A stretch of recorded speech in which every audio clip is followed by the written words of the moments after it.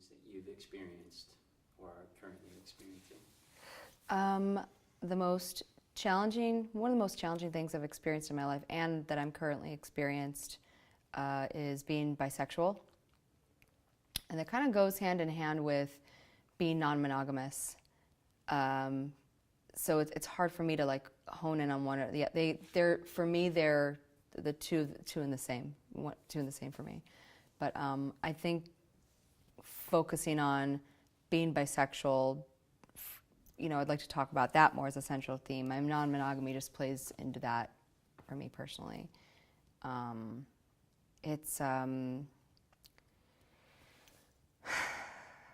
I've known I've been different for a great deal of my life, and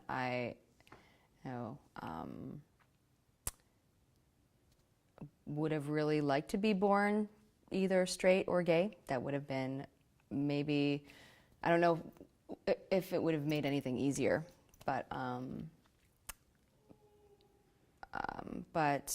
from a very young age, actually I was more in my preteen years, I'd always been perceived, because of the way I look and how early I developed, I've always been perceived as either straight because of the way I look or slutty because of the way I look. It wasn't until I was about 17 where I realized that I was bisexual, but at that time it wasn't really a thing. It was more like you're confused, you got to pick one side or another, and this was like in the 90s, close to the late 90s, before Ellen came out on TV. But a lot of friends of mine in high school were coming out at that time as, either gay or like straight allies. It really wasn't and even still to this day isn't a solid foundation of the validity of bisexuality. And it's come more to the forefront for me as of late because I'm currently in a relationship with a man and a woman simultaneously, and it's where for the last 5 years that I've been more committedly polyamorous, it hasn't been as much of a challenge for me. It's become more of a challenge for me, and a lot of that has to do with the fact that I'm way more settled with my male partner. We've been together for over 3 years. We're in a more companionate stage of our relationship where it's wonderful and free-flowing. It's been one of the best relationships of my life. And my relationship with my female partner is relatively new, and she's way more monogamous than I am. And it's causing me a lot of internal turmoil and strife. And I really would like it not to. But I don't know that if I weren't bisexual that I wouldn't have some sort of, if this wouldn't be an issue for me or not. My bisexuality has taken different forms over the years. When I was in college, I declared myself a lesbian, but I really love men. I love men sexually. I love them emotionally the same way that I love women. And then there were periods in my life where I only wanted men, where it's just like, oh, women are such a fucking headache, and all this. Not just that, just like it doesn't have the same like emotional or sexual desire that I have for men. It's just sort of like, but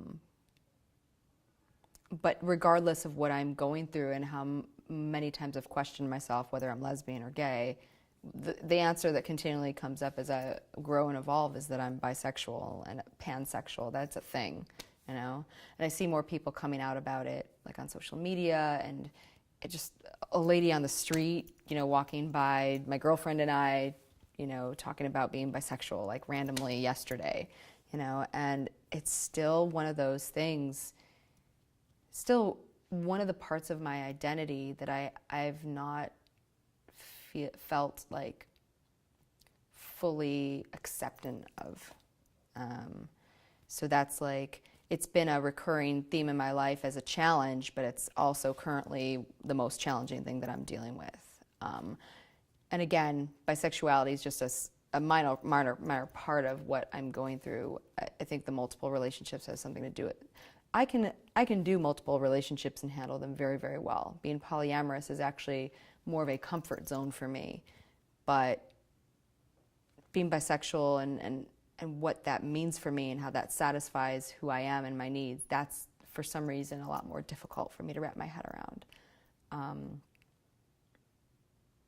Yeah, so I don't know if that if that's like kind of the heart of the issue or not. I'm really, and I mean, this could reach any of my colleagues. I'm not really out at work. I mean, there are people here and there that know that I'm bi. There are a few people that know that I'm poly. But I'm very much out in my community, and I'm definitely not worried about being out at work.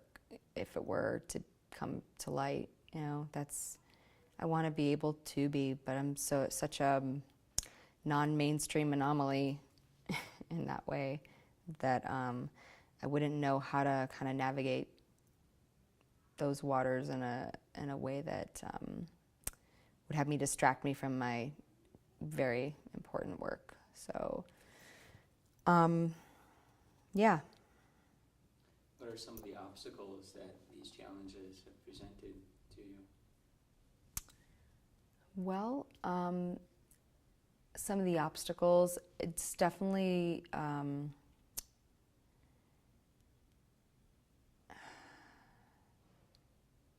being bi is definitely, you know, if people find out or they know, it definitely puts forth and being poly too, puts forth like a lack of trust in the listening of the community, which bothers me greatly because on the other hand, I'm, you know, a nurse and I'm considered one of the most trusted in the, globally in the community. So it's like this sort of like dichotomy. It's like these two opposing forces. Like you're trustworthy, but you're not trustworthy. Okay? You know, it like puts forth that perception. It's definitely affected my mental health.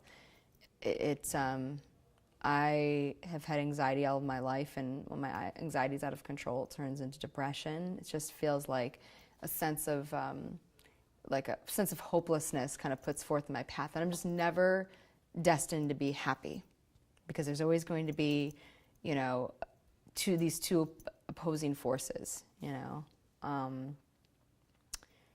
if I stay poly, I'm not going to find the right people, like the right women for me, or if I, you know, decide to choose to be, you know, monogamous, I'm not going to ever experience the full expression of not just like my capacity for how I love, which is such a huge part of it, but, you know, it's like my sexuality and my ability, you know, at the end of the day, it's just all about how I love people. And I have this huge capacity for loving so many people. And so it, you know, it really, the obstacles really, like, I can accomplish a lot in a small amount of time. But when I'm faced with going around the world every day being perceived a certain way, being really another, but then when coming out, no one really believing me, you know, or believing that it, you know, stuff like this can work ethically no matter what choices I make, that really, you know, prevents me from doing the work that I need to do and make the difference that I need to make in life, and care for, and you know, and practice the self-care that I need for me as well. Yeah, it just, I mean, one of the reasons I'm even talking today is just to, you know, I want to be able to make a difference for bisexual people, you know, and polyamorous people, although that conversation is just kind of coming into the light of mainstream media too. I really just don't, for me personally, being polyamorous eliminated the challenge of what being monogamous just didn't provide for me in the way I express myself in relationships. So, you know, when I think about it and I go through the thought process, for me, being bisexual has been the biggest challenge. I'm thinking out loud now. You know, it's just, I, you know, think everybody prefers to be seen the way they are, but I walk around through life on one level. I'm less safe because I'm a woman, but I'm more safe because I look like a white straight woman. So, you know, I feel for people that look differently than I do, that get perceived, and that might be way more normal than I am, that get perceived differently. But it definitely, for the most part, challenges my mental health, and it challenges my ability to keep my heart open to everybody and new experiences, and putting forth the difference that I want to make in the world. Definitely, when I'm anxious or depressed, it slows me down. How do you balance relationship with a woman and a man, and also taking care of yourself all at the same time? Some days I don't. Some days I just hang out under the covers and, you know, stay on Facebook all day or all evening. How do I balance it? You know, it's a lot of it is scheduling. A lot of it is I'm a very powerful person, and I know how to ask for what I need and what I want. And, you know, once I'm able to meet my basic needs, I get enough sleep, I get the proper nutrition. I certainly don't get enough exercise like the normal human being, but I get outside or I do something, you know, or with the animal or with the dog and the cat. Once I know my basic human needs are met, I'm able to more properly verbalize to not just to myself, but to them, to both of them. They know, you know, I express what I need, and I request the same in return. I don't always get it, as I'm the more vocal in my relationships, but I'm a demand for it, and I'm in my late 30s now. I've become a lot more self-aware and a lot more aware of what my needs actually are, and I'm able to work it around, you know, everyone has different schedules, so I'm able to provide for my care when they are not around, or if they're around and I need a few minutes or I need some time, I talk about it. I initiate a lot of the conversations, and when I do, and when I lead the conversations, then I kind of know what I need, and I schedule time for it for myself. It seems like there must be a lot of, like, communication must be a really important thread between maintaining relationships with both partners and having them be comfortable with each other, as well as what your needs are and who you're going to spend time with and what that's going to look like. Right. Have you experienced any challenges with that? How do you navigate through, you know, communicating? Are there insecurities? Are there fears? It's been really challenging. I mean, the first few months was actually a lot easier, because between the solid relationship I have with my male partner and the new relationship energy that I have with my female partner, the first few months were a lot easier to just kind of like go with the flow. And then as time goes on, you know, when one's in a relationship with a more, you know, monogamous person, you know, their feelings develop differently, and certain new needs need to be met. And being in a relationship with a straight man and a lesbian, they get along okay, but it's like not. It is very difficult for me. Like, I'm still sort of navigating through. Like, I can't micromanage them, and I think I'm a kind of a control freak. So I really want and that means, like, I just really want everybody to be happy all the time, and I really want to not have their feelings hurt, or like have them, you know, or just micromanage their emotions, because I'm really good at. I guess I'm not that good at micromanaging my emotions, but like I just let everything out, and they're more likely to kind of like hold back before they, that's just kind of their, so it's been frustrating, it's been challenging, it's been,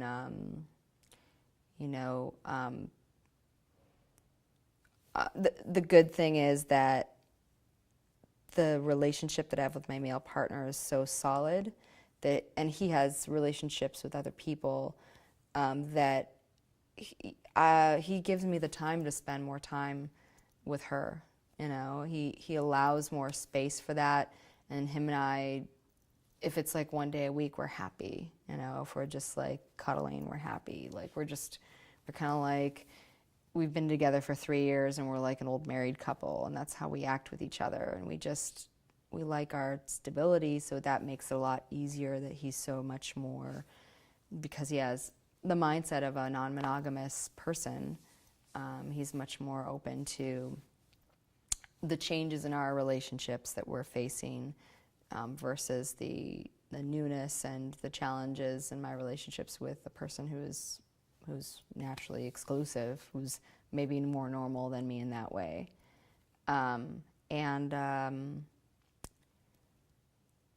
Some days it's easy just to say, okay, you guys, just don't have to talk to each other today, that's fine. And other days I'm just like, you two have to get along or this is not going to work.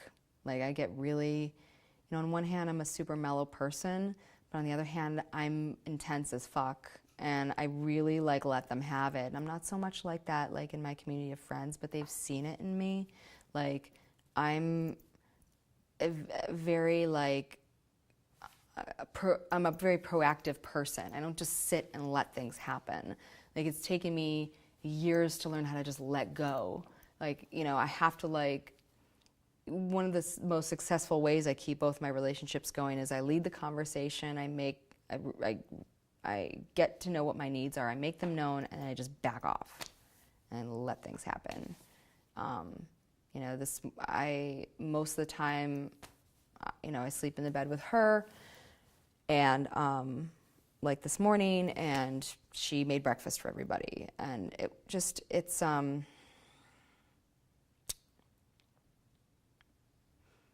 one hand, I just really try to enjoy what I have, and on the other hand, I feel like I'm like, why am I doing this to myself? Just kind of like, this is just what is. It's just who I am. This is a part of my humanity. This is really what makes me happy. And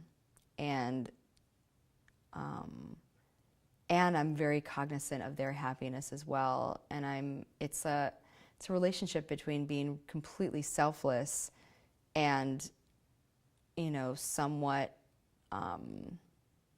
understanding that,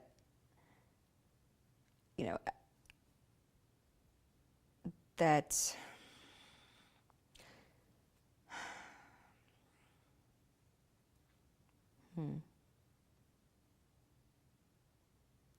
that I'm having my needs met as well. They're both essential to meeting my needs in a relationship, We are trying a new thing where I'm not having sex with my male partner right now, and I'm having sex exclusively with my female partner, which is really weird for me. But it's okay. I feel very fulfilled, and my male partner feels he's getting his needs met where he needs it met, and he just loves me, so he wants to stay, and so do I. It's kind of weird, and I feel very fulfilled in having regular sex with a woman that I am compatible with, and that it's natural for us, and so I don't feel like I'm missing anything. I've had a really great, rich, fulfilled life in sexual exploration and sex positivity, and San Francisco, and I don't feel like I'm missing out on anything. I think that if you name it, I did it, pretty much. So I've never tried on a sex-free relationship with somebody, and I've never tried to be poly but choose to be sexually monogamous, and it's I'm in a new era of who I am in relationships, for sure. And the communication doesn't stop. Like, it happens every day. And sometimes it's just the nonverbal communication. Sometimes I just have to shut up about, like, are you okay? Are you okay? Because after a while, people just blow up and like, no, I'm not fucking okay. You know? Like, okay, I'm just going to assume everyone's okay today until we have to have this conversation again. But still, the communication never stops. It's not, nothing gets brushed under the rug, ever. And if I feel something's off, which I do, I'm extremely perceptive, I will say something, even if they don't. And that's like the position. I'm the alpha. You know, that's the position I've taken in these relationships, and I take my job very seriously. And it's really weird to talk about it. I have no idea if my coworkers will ever see this, but I you know, I am who I am. So, and I feel like my story can really make a difference for other people that are going through similar situations that they don't talk about.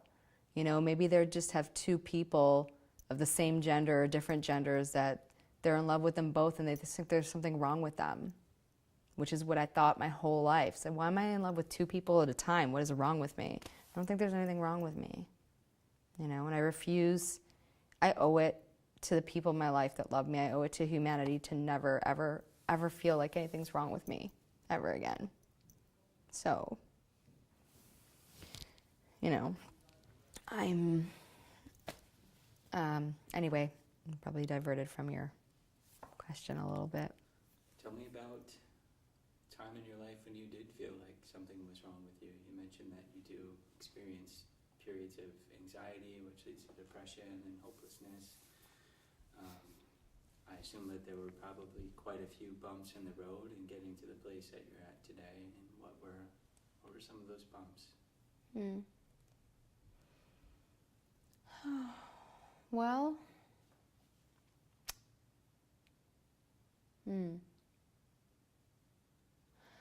I think that I have a pretty big family. I'm Italian, you know, I'm first generation. I have like tons of cousins. Like, I just have this huge family, and I, you know, from a very young age, I felt sort of like lost in the mix of everything, and not, like I didn't really matter. And you know, it's some places in my life where, because I wasn't the best at this, then that meant I was a loser, you know, or wasn't the most top of my class. That means it was like, you know, because then when I lost and because I wasn't the most intelligent, I was, you know, an idiot.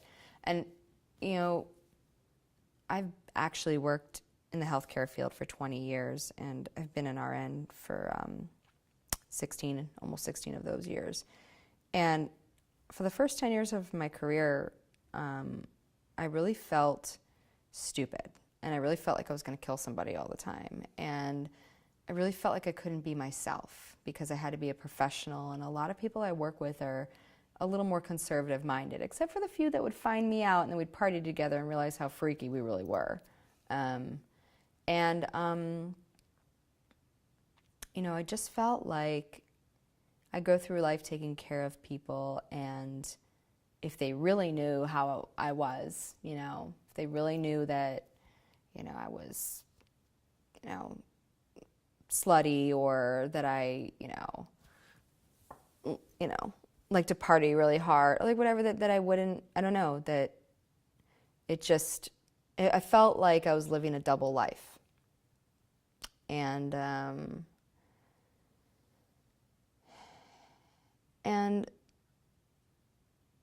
it just doesn't, there are just times where I would like just beat myself up for my mistakes, especially in my relationships. Like, I'd throw myself and all my love into my work, and you know, I treat my patients like they're my family, and then I just come home, and the moment something was off, I would just like completely destroy my relationships. I would just berate my partners. I would be like, I just feel like a psycho at home and like this perfect angelic savior at work. And a lot of it is because I work now I don't, but for most of my career I worked in extremely high stress environments. And a lot of demands being put on me, and like lack of sleep, and smoking and drinking, and all that, and just it's I just never felt good enough or smart enough, and I always try to do everything right. And then if I like stumble on a word or I say the wrong thing and somebody gets upset, like that would take me out for days or weeks or months, and I just couldn't see myself for this like incredible human being that I am. So like a lot of it had to do with the nature of my career versus how my relationships were impacted versus how just how my thoughts and feelings aren't always correlated with who I'm committed to being, and that's like a normal human thing anyway. It took me a lot of time and self-development and practice to integrate who I thought I was and who I really am.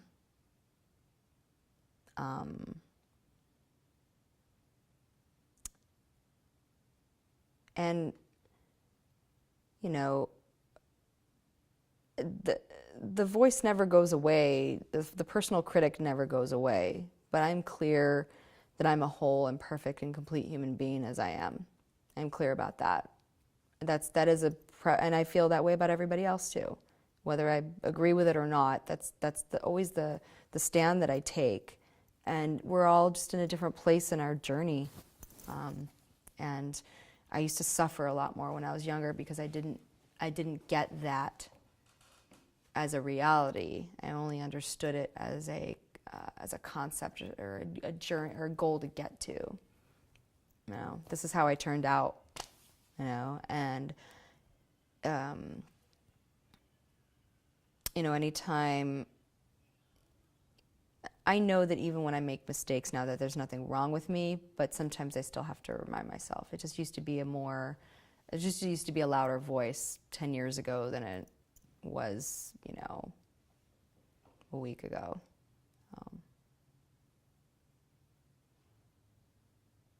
Yeah. Were there ever points along your journey to sort of intersect who you thought you were supposed to be and who you are, where you felt like people would not accept you or that you couldn't accept yourself? And did that lead to depression? Did it lead to abusing drugs and alcohol? Did it lead to thoughts of suicide? Or what did that look like? Well,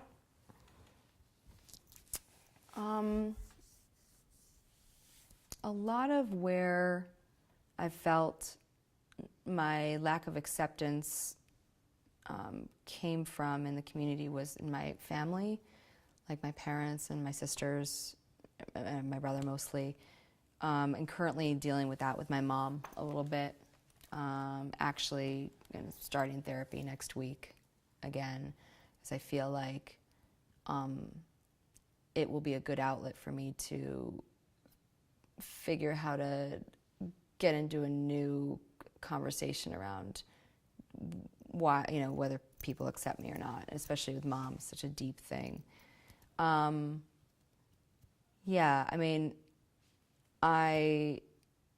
Because of the nature of my profession, I don't want to talk at length about drugs in general, but I would say that my biggest problem with self-medicating my anxiety was with tobacco and alcohol, for sure.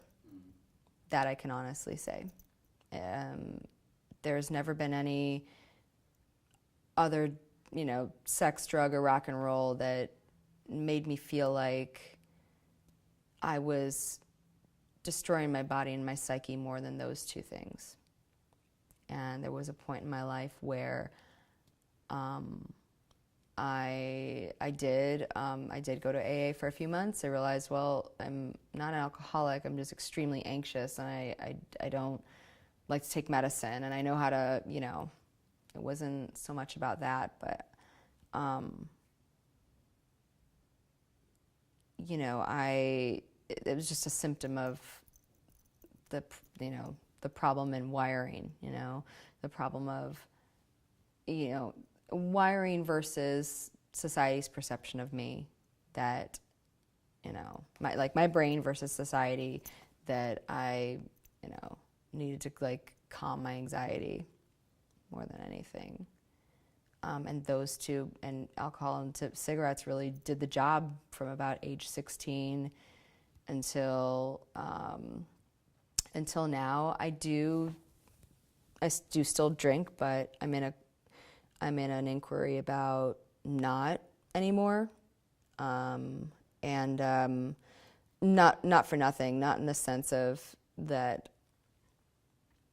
I just think it's doing different things to my body than it did 10 years ago. I don't feel as well, you know, it doesn't feel as relaxing. It's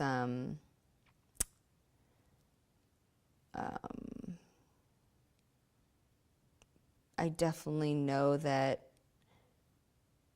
I think most people are prone to addictive behaviors, whether it's drugs or alcohol or food or sex or whatever. But I know that people with strong addictions have it worse, where I feel like everybody walks a fine line. I walk that fine line too. But I've never felt like I was at a point, like of course I've been suicidal, but I've never made a plan or never cut myself. I never, you know, it's really weird. I hang in the thought balance, or, you know, I'll drink too much one night and, you know, suffer with my body for a couple of days afterwards. But I never felt like, and I never was in a position where it made such a horribly negative impact that I felt like, you know, I needed to be sober the rest of my life, or, you know, that the sober times in my life were good times. You know, I spent a year sober when I first met my male partner. I did go to AA, which was partially helpful, but part of it was just like, I mean, I'm an atheist, so just like religious bullshit, you know. And actually, I have some atheist friends in AA that, you know, understand what I'm talking about. But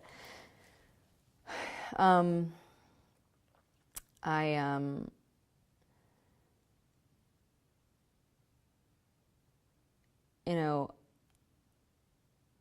I just always felt like people had it worse than I. Like, it never felt like I'm an addict or I'm an alcoholic or I'm going to commit suicide. It just never felt like it was like that for real for me. It was just like, oh, well, this could happen, but I could get hit by a bus too. You know, it's just kind of like, more like I'm always putting myself in the inquiry so I don't never like lose control of, you know, what could happen. But I can't ever say I've, you know, never drank too much or never done stupid things, because I've done a lot of those in that realm. But I'm grateful that I've never really, you know, attempted suicide. I've never felt like painfully addicted to any substance. I've just questioned, you know, the questions are there, but the answer is usually like, you're fine, you're okay, you have anxiety, you sometimes get depressed. Like, just like, you know, we all have the answers inside of us, you know. And a lot that helped with that, since 2007, I've been involved in self-development, transformative work, Landmark Worldwide. A lot of those courses helped me really get who I am. I don't think if I hadn't done that, I don't think I'd be as centered or grounded as I am most of the time. It actually got me into the place of there's nothing wrong and I'm whole, perfect, and complete, you know, as I am. And I haven't done courses since we moved to college. I haven't done courses in a couple years, but the value still remains with me. The tools still remain with me. So anytime I get into a dark space, I usually can pull myself up very fast, or it just breaks really fast. So yeah, there have been times in my life where, you know, there were substances involved, you know, but even as a healthcare provider and seeing my patients and just taking care of thousands and hundreds of thousands of people, whatever, in the last 20 years, alcohol and tobacco are the worst. I'll say that with full confidence. Those are the two things I see people come in with irreparable damage and horrible life results. And I'm not saying that I don't condone any other drug use and all that. It's just that, you know, I've seen the worst results with those two things, you know, for myself included, and they're the legal ones, which kind of sucks, you know. But that is what it is, you know. What helps you today when you're feeling, when you're suffering from some anxiety, or you feel yourself slipping into a depressive zone? I definitely, and I'm not typically saying this because I really, really love to sleep, but sleep's a big deal for me when I'm depressed or anxious. Like I'm getting my regular sleep, or I'm napping, or if I'm sick, I sleep.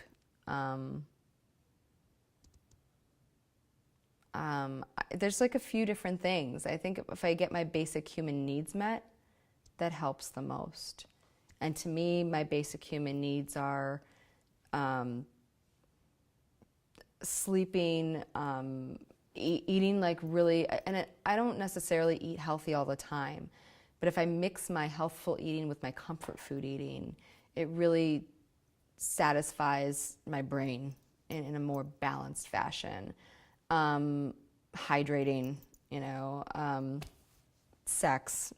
So even if it's with myself, sometimes if I feel like I can't put my brain together and nobody's around and I'm gonna go crazy, I masturbate. And I think it's a great way to relieve my stress and my anxiety. I don't get a lot of headaches, and I attribute it to that. Or sex with my partners, or, you know, right now with my one partner that I'm having sex with. But and some form of movement, even if it's just, you know, walking the dog. I'm very mobile in my job, so, you know, when I get home, exercise is a big one for me, and that's something that I actually just signed up for CrossFit, so don't take my word for it. I'm not reliable when it comes to exercise, but I'm working on it. So yeah, those are the things that I know for sure are fail-safe ways for me to deal with my anxiety and my depression, and going back to therapy to talk about it. But just getting back to the basics. You know, I'm a very complex, crazy, high-thinking human that has her, hand in so many pots. Like, I've got my, you know, I'm not a tunnel vision person. I'm all over the place. So getting back to the basic human needs that I feel are my basic human needs really, really manage my anxiety and my depression the best, I would say. I don't think I'm missing anything. What have you learned about yourself throughout the course of some of these stages in your life? Oh, I missed one thing about the last thing, working. Working as a nurse has probably relieved most of my anxiety and my depression throughout my life, because when I'm there for other people and being of service, it's very healing. And, you know, any stuff about who I am. So ask that question one more time. What have I learned? Yeah, what have you learned about yourself throughout some of these stages in your life? I've learned that I know nothing. The older I get, the less I know. Is that the line? What have I learned about myself is that you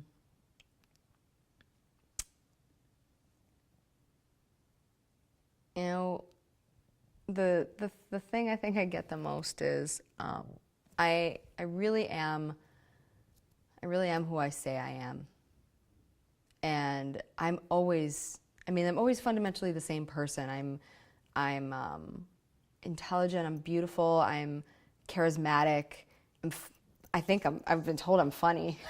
I'm like silly, I'm like really like, I don't know, like I'm healthy. A lot of people don't value just having basic health. I mean, like, I take mental illness very seriously, and of course, dealing with my anxiety and my depression are very important, but I have like bodily health, and I have like, I don't have any chronic illnesses, and like, I am so like, I'm an atheist, so some people call it a blessing, some people call it luck, some people call it math, and whatever it is, I'm grateful. I've just learned that I've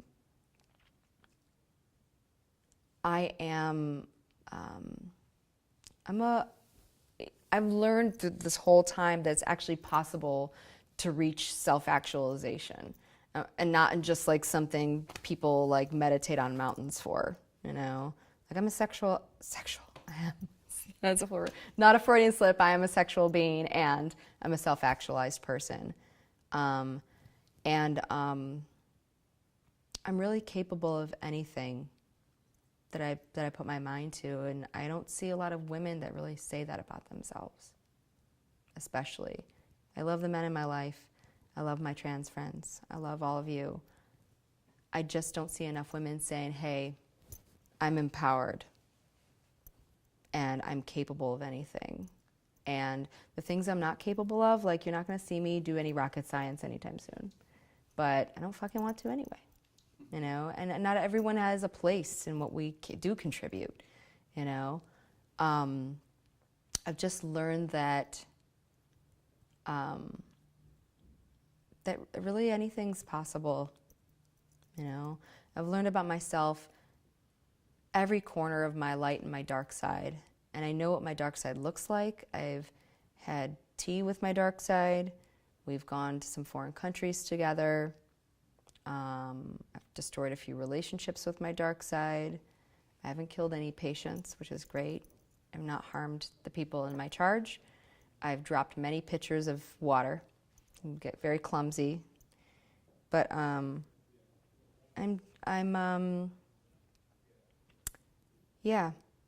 learned that I'm a fully empowered human, and that there's always more for me to learn about who I am. And really, everybody has the capability, and I'm clear that I create myself.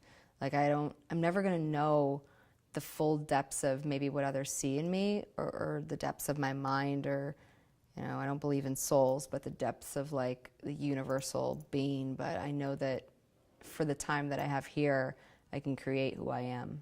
And I do that every day. Because, I don't wake up happy and jolly, but the second I wake up, I say who I'm going to be that day, and then I go be that. So that's a pretty wild experience.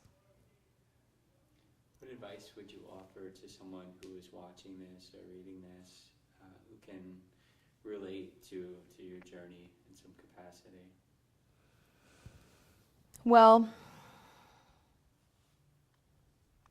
I used to be, more hesitant in saying this, but I definitely would suggest to do Landmark. I love Landmark worldwide. I love the tools that they provide, and gave me a whole lot of guidance in how to navigate my life my way, but in a way that works, that plays well with others. I would advise people to be themselves completely, but to make sure to put themselves in a safe enough circumstance, environment to support who they are.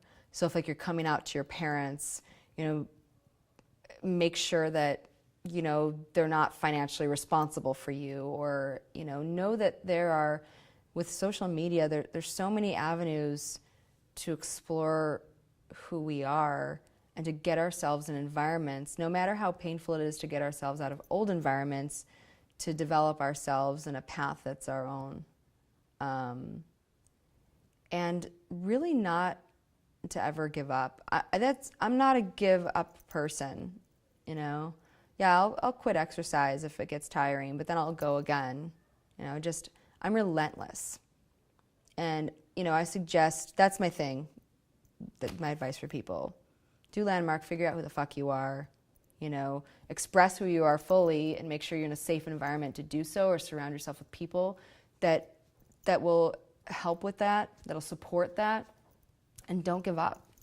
Like, you know, that's kind of like my advice to most 20-somethings, you know, work really hard, be fully expressed, and don't die, you know, because that's all our end point anyway, you know. I think that, you know, my moments where I'm most stuck, I sit for a minute and I look up at the ceiling and I'm like, we're all gonna die anyway, you know, and then I just take my next step with what's in front of me, you know. I don't give up, you know.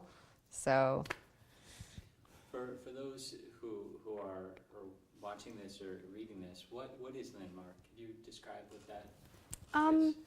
Landmark Worldwide is a self-development company. It's transformational, non-linear work. It's really hard to explain.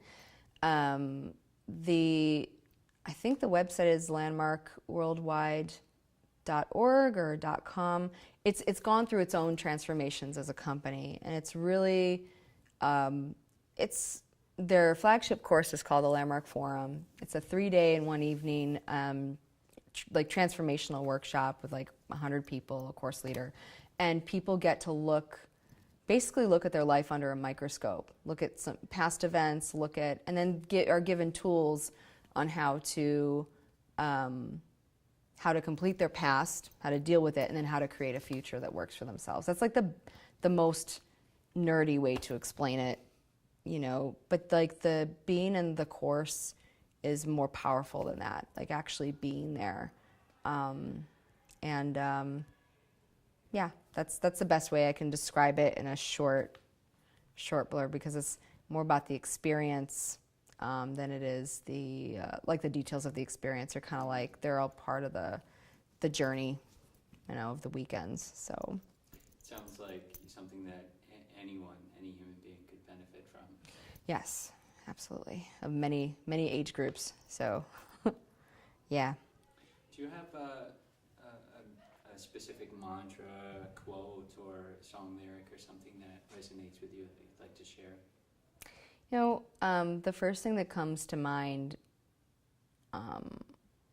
that is really the only thing that comes to mind besides some arbitrary Tori Amos lyric, is Susan B. Anthony. I think her quote is, "Failure is impossible." It's kind of true. Like failure is really just an interpretation of something that happened that we didn't want to happen. But actual failure, like the buck stops here, that would be like death. But some people even believe death isn't a failure. So it's kind of like that, you know, failure is impossible is like, if you couldn't fail, like what would you do, you know? Like if I go through life every day feeling like I'm just not going to fail, there's just going to be things that are going to happen that I don't want to happen. Maybe that's just not what it looks like. Then, yeah, that's just kind of I have one other favorite quote, but again, it's an arbitrary Tori Amos lyric. And I'm mentioning it because this is like my goofy side of myself. This is like where I'll revert to when I'm being too serious, because I tend to be a too serious person a lot of the time. But I think it's in the song Yes, Anastasia from her first album. Tori Amos is a huge figure in my life. She's my favorite artist of all time. And the line is, "If you know me so well, tell me which hand I use." It's just like, I've just never heard a song lyric like that that's just like, you know, we're constantly automatically judging other people. And I am too, because it's like human nature to do so. But it makes me laugh to be able to like reframe my thought process and be like, how well do I really know this person that I pass a judgment? And when I say that particular line to myself, I think about like, you really don't know me, you know? And you could be like my closest romantic partners. It's like, you really don't know me. You really don't know what I'm going to do next. You don't know things that I don't know, you know? And anyway, so I guess those would be my completely opposite top two: serious suffragist and serious rock star fairy, you know? I guess that's kind of how I am, though. You know, I'm a super serious, sex-positive feminist, and I am a manic pixie dream girl. So, What would you do if you couldn't fail? You mentioned, sort of this perception of failure is an outcome that maybe you didn't hope or plan for. But I think that fear of failure can often paralyze many of us from moving forward or trying new things. well, what I do, I would be able to keep my male partner and my female partner, and I would have 5 dogs, and, you know, living space that's, appropriate to people's needs. I would have the type of, I'm already creating the type of family that I want, but I would have like a created family that, I mean, that would make me happy, that would just fulfill everybody. And just the freedom for adventure. If I could do it, I mean, I feel like I've accomplished so much in my career, and I'm actually in school for my master's just because I fucking want a master's degree. So like I have nothing better to do, like I need a hole in the head. But there's not much I want to do in my career. Like when it comes to like, I'm like a rock star RN. Like I'm really good at what I do, and I'm open to new experiences there. So I always feel like I'm going to work and do that. Like work was never, like I've surpassed the fear of failure in work. But I think that it seems, I guess when I say it out loud, it seems silly to say, but to have the family that I want work, my created family, to have it work. Because right now, where I am now, I refuse to give up my male partner, and I refuse to give up my female partner, whether they like it or not, And I don't know what's gonna happen, I don't know how that's gonna, I don't have an outcome there. I have thoughts and I have dreams and I have, but I have no, like I'm in this space of like zero expectation, because it's just gonna go the way it goes, and I'm gonna keep doing what I'm doing. I'd just like to see, like, a failure, what else would I do? I would be doing CrossFit 3 times a week and no bullshitting myself when exercising, that's for sure. And no matter what happens, I would just always be taking new actions. I would just be, I already know I'm unstoppable, but I really would be able to use my voice unstoppably. And I mean, that's really it. Like, I don't have any particular goals about career or body or relationship. I don't want to have children. I just, I crave structure. So I love having a lot of my hands in the fires, even though I'm like, what the fuck am I doing next? And I like, my schedule is like my God, But if I couldn't fail, then, that's what I would have. I would have my man partner, and I'd have my female partner. I'd have 5 dogs, and I'd have a nice place to live, like in a city. Like, I don't even care which city it is. I just love being in cities because I love, I love all the neat and dirty things about cities. I like to get down and dirty with everybody. I would be able to continually make a difference and have my voice be heard, but really to impact the community in a positive way, in a way that's part of my self-expression. And I would be physically and mentally fit, but I would also be like, the French, kind of the joy of life, just be able to indulge on, things that people would be like, oh, I can't eat that. Like, you can't tell me I can't eat that. I want to eat everything. I just want to eat everything. Just and continue to be passionate and just, but really have all of that work like happily and in a way that everybody's fulfilled. that would be like nirvana for me. So. How has it felt to talk about these feelings and experiences with me today?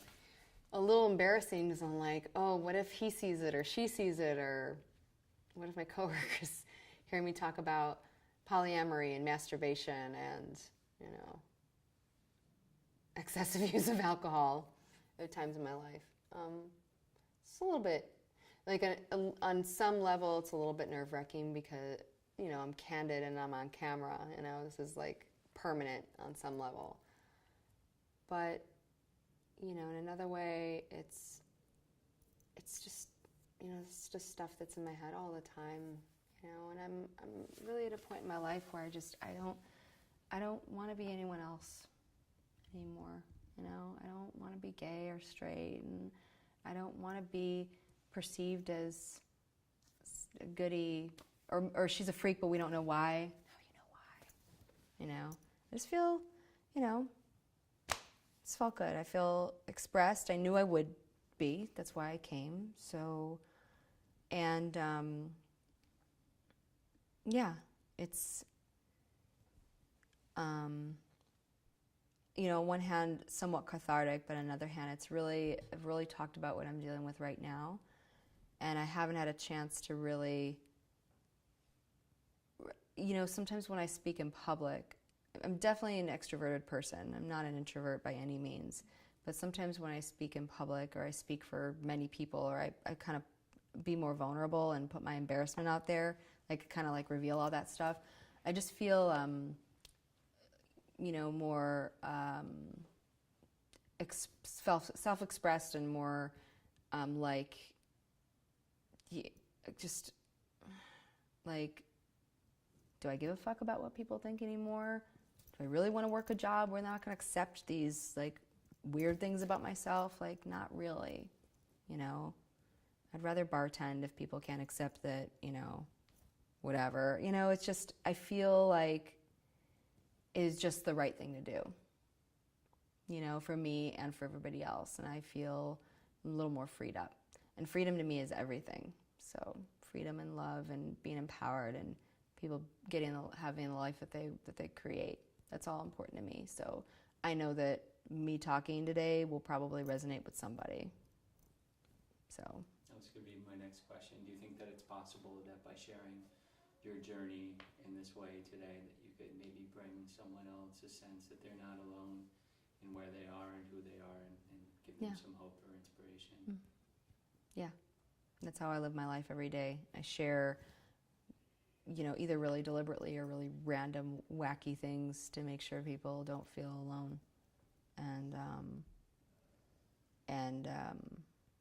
Yeah, I think that if everybody shared more about themselves more vulnerably instead of conceptually or made judgment calls on others, I think that we would have a lot more compassion and unity on our planet. So, amen. Thank you. All right, I'm going to transition into your statement. That was beautiful. How are you feeling? Good. Feeling good. All right. Today is April 24th. I'm still here with Clara. Clara, what does authenticity mean to you? Authenticity. Authenticity is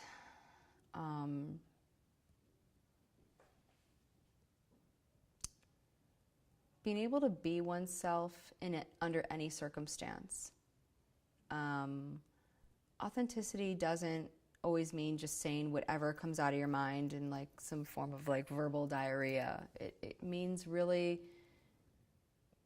being able to speak one's truth in a way that lands in other people's frame of mind. I mean, really be able to speak one's truth in a way that allows other people to be authentic themselves. Being authentic is such a personal, complex thing. Like there are aspects of ourselves that we can't say either because of safety or, in the moment. yeah, because of safety a lot of the times. But being able to go through life continually sharing one's truth, even on a small or large scale, and being oneself no matter what, that's what I feel is authentic. I don't know, it's hard to explain, be authentic or genuine. But really being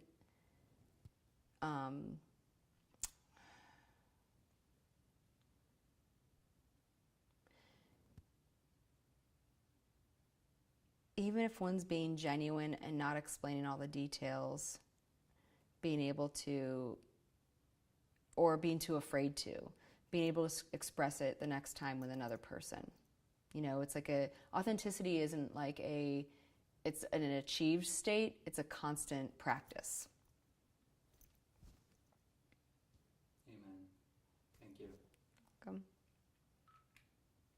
All right, this is my favorite part, one of my favorite parts. Really? Thank Aw. you.